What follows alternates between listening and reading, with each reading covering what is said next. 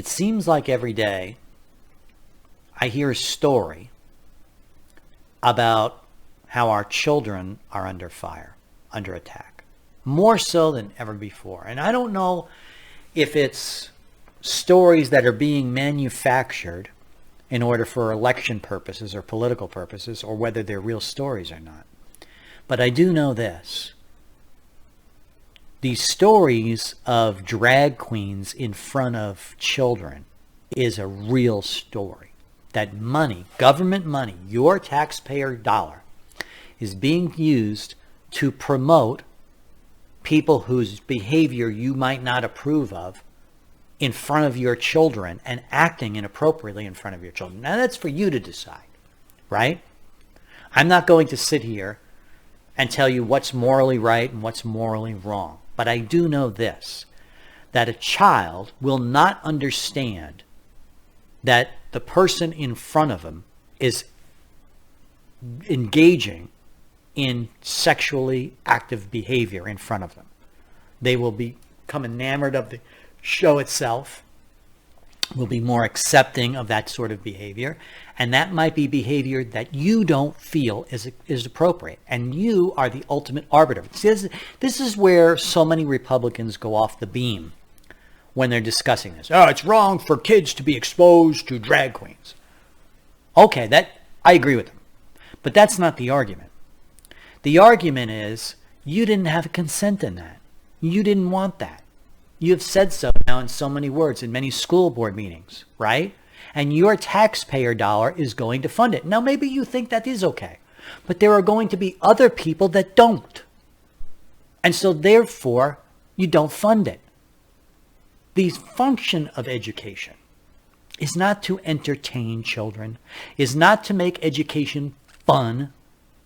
It's to successfully complete a course of work so that they can be a functional member of society. And that means they have to learn to read. They have to, most importantly, learn to communicate. That means writing, speaking skills.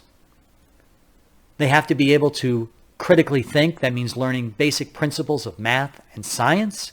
And they also have to learn about what we did, why, and when, which is history. They now call it social studies. When I was a kid, it used to be history, and then it went up to social. They changed it to social studies right around the 5th grade for me.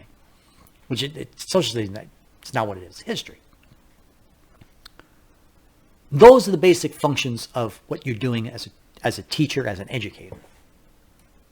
Having them sit in front of a drag queen, somebody who's obviously made up as something they're not, and talking about books, about social issues, such as how you relate to other people, how you relate to homosexuality, how you relate to transgenderism, how you relate to fellow students and behave toward them as far as their sexuality is inappropriate. It is not the function of education to mold a child's moral and social behavior. That is the role of the parent. And it's become that. And it's become that for a lot of different reasons, mainly because parents have disengaged themselves. They've basically dropped their kids off of school and they don't want to hear anything bad about their kid. And then when the kid comes home, they maybe check on their homework from time to time and then they send them off. We turned schools into giant magnetic babysitting devices. That's what it is. And we were comfortable with that because we all had 2 careers and we had to be career moms and we had to be independent and all this nonsense about the function and role of parenting in society. We weren't allowed to tell our kids no. We weren't allowed to spank them. We weren't allowed to discipline because their self-esteem was oh so important. And then when COVID hit, we started to learn what's been going on for the last 20 years in schools. And we were shocked. Now, those of us who have been better educated and knew this stuff was going on have been talking about education. Here comes the pat on the back for myself. I've been talking about education, how bad it is, for the last 8.5 years on this show.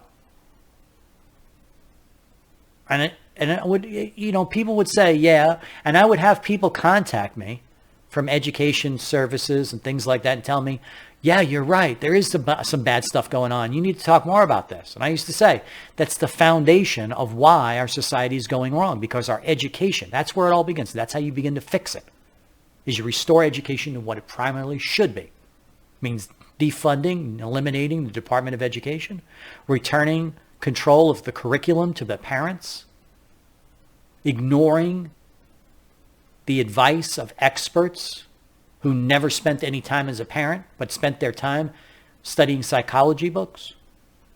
Those are the people that we have to eliminate in society. We have to say, no, we're not going to listen to you anymore. We're going to go back to the old-fashioned ways of teaching morality, religion, ethics, discipline. All of that has to be taught at home, and then prepare them in that way for schooling. Because that's the preparation for a child to be good at school. They have to have the foundation of learning that they can't ever have everything all that they want. They have to be told no. They have to be told discipline. You have to answer to your children. I mean, when I was a kid, if I got in trouble with the nuns or the teachers and I got home to my parents, I'd get it twice as hard. It didn't matter if I was right. It didn't matter if the teacher was a brute. I was wrong. I was going to get it again from my parents. And that teaches you something. It teaches discipline. It teaches order. Sit down, shut up. And you know what? That makes you ready for the next level of education, which is how to think. When the teacher sits in front of you now, your attention is riveted on the teacher and the curriculum. And so therefore it starts to sink in. Why do we give homework? We don't give homework so they learn the material. You don't learn a friggin' thing in homework. You know what you learn? Discipline. That the work needs to be completed on a certain deadline within a certain time. That's the real education that you get with homework. It's not the actual reading of Huckleberry Finn that's important. While that element is true, and that can be discussed in the classroom, the important element of reading something and doing a book report is not your thoughts on Huckleberry Finn or the value of the actual novel itself. You could be a perfectly functional adult without ever reading Huckleberry Finn. But what it teaches you is that you have to read the material. You have to read it thoroughly enough to be able to comprehend it and then say something to the teacher in written format. You learn to write, which is really important. And then communicate it to adults. That's what you're learning with homework. The fact that they're in charge and you're not. And this concept goes over kids. And so what you're doing when you give them school books that are full of sexually explicit materials is you're getting them to encourage to spend their time and their reasoning and their discipline in life on things they shouldn't have anything to do with. Now there's a story that comes out. The Department of Defense has been feeding children's books in their libraries, in their curriculum, because they do teach kids on the basis in some of these cases. You don't go to ordinary classes in many cases. You go to on base. That the books in the libraries are full of sexually explicit material in children's format, like a Dr. Seuss book kind of thing. You know, like blue skin, red skin, anal skin, you know, that kind of thing. A really explicit material. The article was on Fox News. I'll probably put it on libertyneversleeps.com. Those of you who donate to the show will get access to it. What happens is you start to get them comfortable with a certain way of thinking. And I've talked about this at length, right? When I say that a child needs discipline and homework you learn discipline, it's because they get comfortable with the idea of deadlines, of producing something, getting it in and getting it complete to a level of competence in order to communicate with an adult. That's what you do with our homework. What they're doing is taking that process and transferring it to social skills, such as learning about homosexuality, lesbianism, all kinds of different things that maybe you are not comfortable with. And the argument is always the same. Well, kids need to learn this stuff. Well, maybe they do. But it's not the purview of the teacher to do it. It's the purview of the parent. And if the parent decides that the child is not ready or they don't want them, then that's their business and they can't accept it. The left can't accept that. Because the argument is always the same. But kids need to learn this, and they need to treat other kids fairly, and need to be not afraid of kids with blue hair or who like to kiss their girlfriend. Listen, that's another argument. I'm not arguing that. I'm not even going to go down that path. I don't want to get into studies that show this or that. It's a waste of time. I'm just saying the parent has the right to make that decision, not the school. It is not appropriate for the school for a variety of reasons. Because schooling is politically corrupted, because it's not controllable, because you're going to have strangers who may have different ideas than you do. And you don't want to pass a stranger's ideas onto your child. You want to pass your ideas. That's the whole point. That's not the point of education. The point of education is to make them ready for society. And if they grow up, as it turns out, loving homosexuals or hating them, that's only the business of the parent. It's not for you to decide. Even if you think that it's better for them to be comfortable with homosexuality or sexual deviant behavior or anything else that's in these books, it's irrelevant. Your thoughts are not relevant to me and my family. Only I am. And they can't deal with that.